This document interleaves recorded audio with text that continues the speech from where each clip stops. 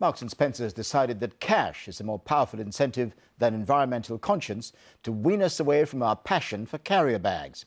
It's planning to charge customers 5p for every bag. Julie has more on the scale of that task. Julie. Each year here in Britain, every one of us is handed 216 plastic bags. That's 13 billion every year. Typically, they're used for just 20 minutes and then simply thrown away. But they can take up to 1,000 years to decompose.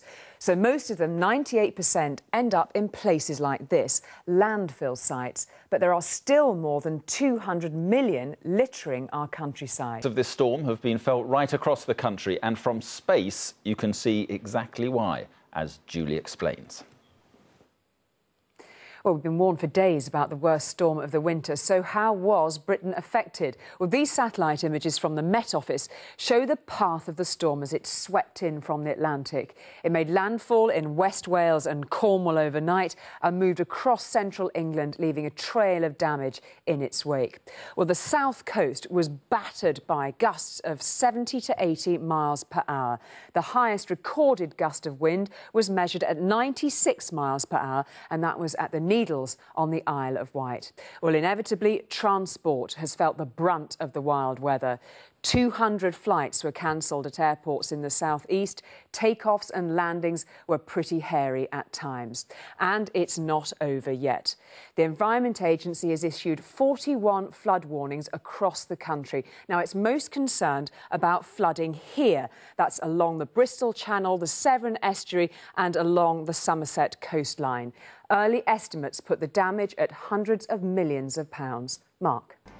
Fierce fighting in Basra has left at least 30 dead and many more injured as the Iraqi army launched a ferocious attack against the city's militia.